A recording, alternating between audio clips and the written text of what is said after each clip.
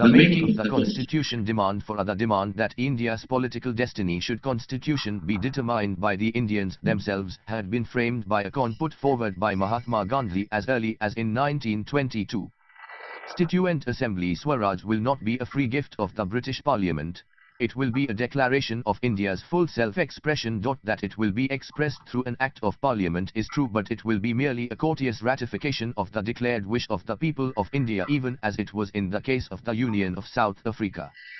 The failure of the Statutory Commission and the Round Table Conference, which led to the enactment *n vertical bar of the Government of India Act 1935, to satisfy Indian aspirations accepted amend for a constitution made by the people of India without outside interference, which was officially asserted by the National Congress in 1935. In 1938, Pandit Nehru definitely formulated his demand for a Constituent Assembly (DUs). The National Congress stands for independence and democratic state. It has proposed that the Constitution of Free India must be framed, without outside interference, by a Constituent Assembly elected on the basis of adult franchise. This was reiterated by the Working Committee of the Congress in 1939. ********* Cripps mission. This demand was, however, resisted by the British government until the outbreak of World War II, when external circumstances forced them to realize the urgency of solving the Indian constitutional problem. In 1940, the coalition government in England recognized the principle that Indians should themselves frame a new constitution for autonomous India, and in March 1942, when the Japanese were at the doors of India, they sent Sir Stafford Cripps, a member of the cabinet, with a draft declaration on the proposals of the British government which were to be adopted at the end of the war, provided the two major political parties, Congress and the Muslim League, one could come to an agreement to accept them, viz. A. That the Constitution of India was to be framed by an elected Constituent Assembly of the Indian people, B. That the Constitution should give India dominion status, equal partnership of the British Commonwealth of Nations, C. That there should be one Indian Union comprising all the provinces and Indian states.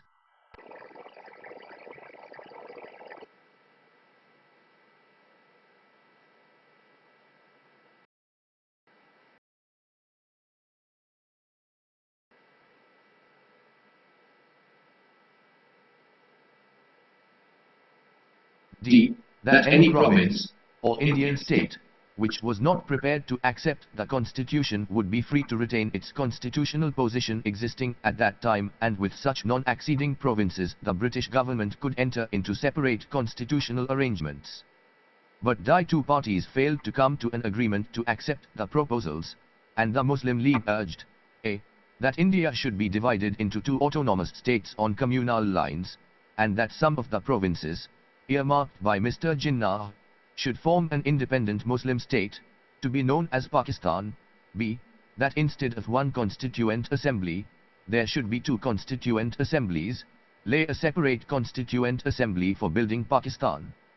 After the rejection of the Cripps proposals, followed by the dynamic Quit Lydia campaign launched by the Congress, various attempts to cabinet delegation, reconcile the two parties were made, including the Simla Conference held at the instance of the Governor-General, Lord Wavell.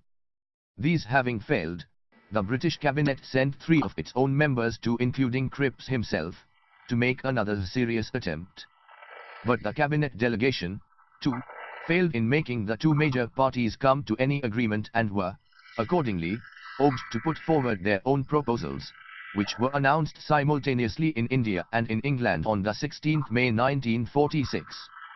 Early proposals of the cabinet delegation sought to effect a compromise between a union of India and its division. While the cabinet delegation delimited ita Latma for a separate Constituent Assembly and a separate state for the Muslims, the scheme which DIES recommended involved a virtual acceptance of the principle underlying the claim of the Muslim League. The broad features of the scheme were: A.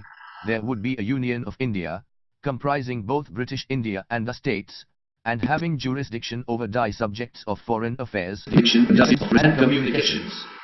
All residuary powers would belong to the provinces and the states. b. The Union would have an executive and a legislature consisting of representatives of the provinces and states. But any question raising a major communal issue in the legislature would require for its decision a majority of the representatives of the two major communities present and voting, as well as a majority of all the members present and voting. The provinces would be free to form groups with executives and legislatures, and each group would be competent to determine the provincial subjects which would be taken up by the group organization. The scheme laid down by TNE Cabinet Mission was, however, recommendatory, and it was contemplated by the mission that it would be HMG.S statement adopted by agreement between the two major parties, of December 6. A curious situation, however, arose after an election 1946 for forming the Constituent Assembly was held. The Muslim League joined the election and its candidates were returned. But a difference of opinion had in the meantime arisen between the Congress and the League regarding the interpretation of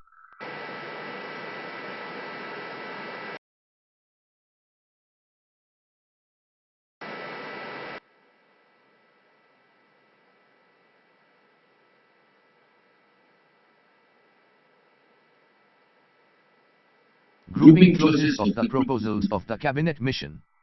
The British government intervened at this stage, and explained to the leaders in London that they upheld the contention of the League as correct, and on 6 December 1946, the British government published the following statement: should a constitution come to be framed by the Constituent Assembly in which a large section of the Indian population hath not been represented, His Majesty's government would not contemplate forcing such a constitution upon any unwilling part of League country.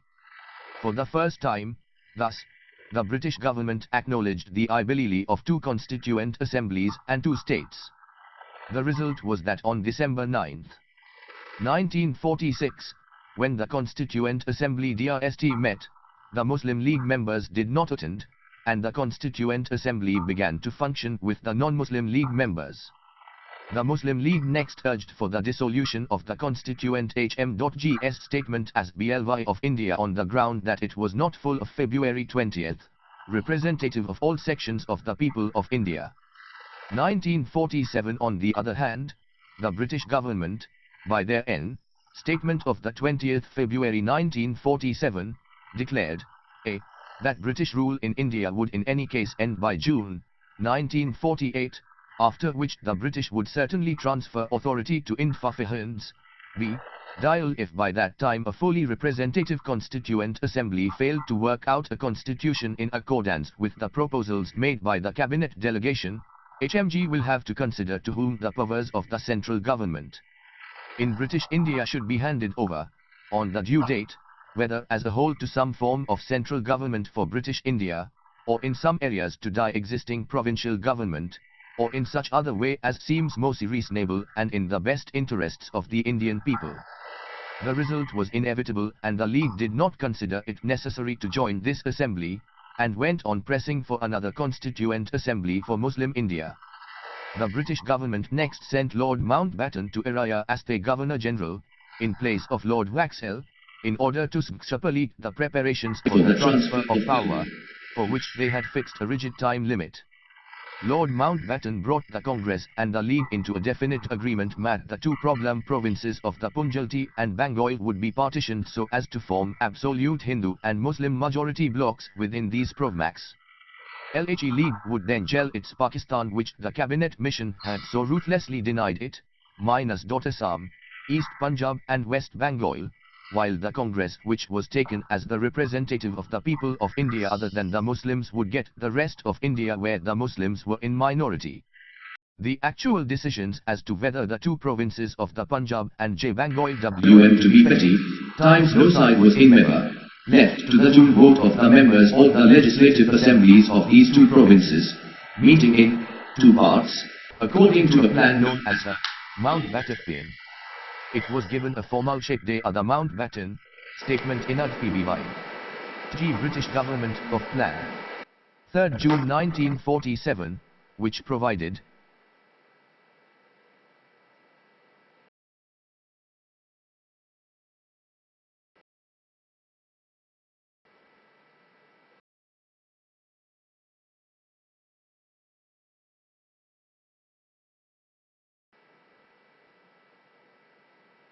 The provincial legislative assemblies of Bengal and the Punjab, excluding European members, will, therefore, each be asked to meet in two parts, one representing the Muslim majority districts and the other the rest of the province. Members of the two parts of each legislative assembly sitting separately will be empowered to vote whether or not the province should be partitioned. If a simple majority of either part decides in favor of partition, division will take place and arrangements will be made accordingly. If partition were decided upon, each pale of the legislative assembly would decide, on behalf of the areas it represented, whether it would join the existing or a new and separate constituent assembly. It was also proposed that there would be a referendum in the northwestern frontier province and in the Muslim majority district of Salient as to whether would join India or Pakistan. The statement further declared HMG's intention to introduce legislation during the current session for the transfer of power this year on a dominion status basis to one or two successor authorities according to decisions taken as a result of the announcement.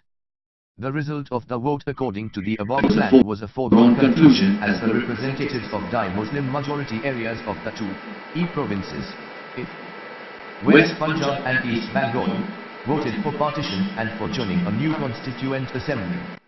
The referendum in the northwestern frontier and Salient was in favor of Pakistan. _pound F Constituent Assembly for Pakistan. The plan, of June 3, 1947, having been carried out, nothing stood in the way of effecting the transfer of power by enacting a statute of the British Parliament in accordance with the declaration.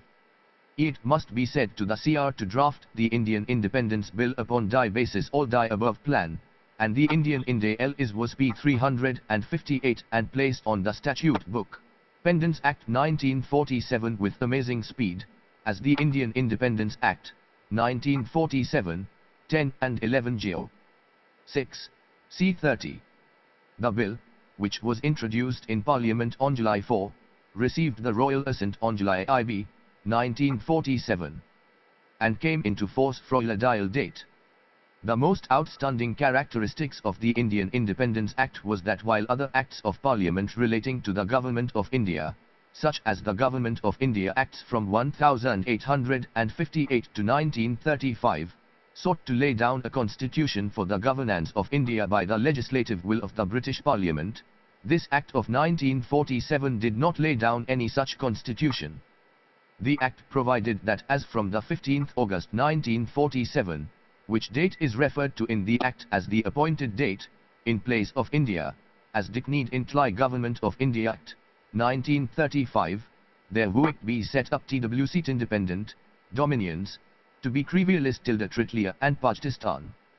And the Constituent Assembly of tilde ET Dominion was asterisk to have unlimited power to frame and adopt any constitution and to repeal any act of the British Parliament, including the Indian Independence Act. Under the Act, the Dominion of India got the residuary territory of India excluding the provinces of Sindh, Baluchistan, West Punjab, East Bengal, and the northwestern frontier province and the district of Salient in Assam, which had voted in favor of Pakistan at a referendum, before the Act came into force. Downloaded from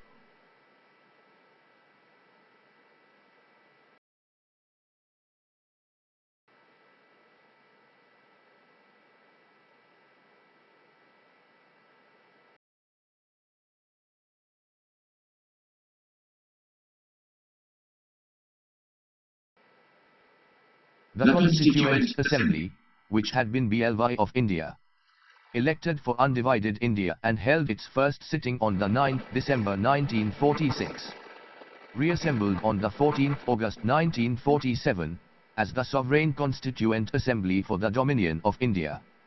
As to its composition, it should be remembered that it had been elected by indirect election by the members of the provincial legislative assemblies, lower house only, according to the scheme recommended by the Cabinet delegation, see Table 2, in the appendix. The essentials of this scheme were as follows. 1. Each province and each Indian state or group of states were allotted the total number of seats proportional to their respective populations roughly in the ratio of PNE to a million. As a result, The provinces were to elect 292 members while the Indian states were allotted a minimum of 93 seats. 2. The seats in each province were distributed among the three main communities, Muslim, Sikh and General, in proportion to their respective populations. 3. Members of each community in the provincial legislative assembly elected their own representatives by the method of proportional representation with single transferable vote. 4. The method of selection in the case of representatives of Indian states was to be determined by consultation. As a result of the partition under the Plan of June 3, 1947, a separate Constituent Assembly was set up for Pakistan, as stated earlier. The representatives of Bengal, Punjab, Sindh, Northwestern Frontier Province, Baluchistan and the Sylhet district of Assam, which had joined Pakistan by a referendum, ceased to be members of the Constituent Assembly of India, and there was a fresh election in the new provinces of West Bengal and East Punjab. In the result, when the Constituent Assembly reassembled on the 31st October 1947, the membership of the House was reduced to 99. Is 7 and Table 2, post. Of these, 284 were actually present on the _26th November 1949, and appended their signatures to the Constitution as finally passed. The salient principles of the proposed Constitution had been outlined by various committees of the Assembly, three such as the Union Constitution Committee, the Union Powers Committee, Committee on Fundamental Rights, and, after a general discussion of the reports of these committees, the Assembly appointed a drafting committee on the 29th August 1947. The drafting committee, under the chairmanship of Dr. Unhedkar, embodied the decision of the Assembly with alternative foot and additional proposals in the form of the draft Constitution of India, which was published in February 1948. The Constituent Assembly next met in November 1948 to consider the provisions of the draft, clause by clause. After several sessions, the consideration of the clauses or second reading was completed. LRR the 17th October, LQTQ. The Constituent Assembly again sat on the 14th November 1949, for passing of the third reading and finished it on the 26th Constitution. November 1949, on which date the Constitution received the signature of the President of the Assembly and was declared as passed.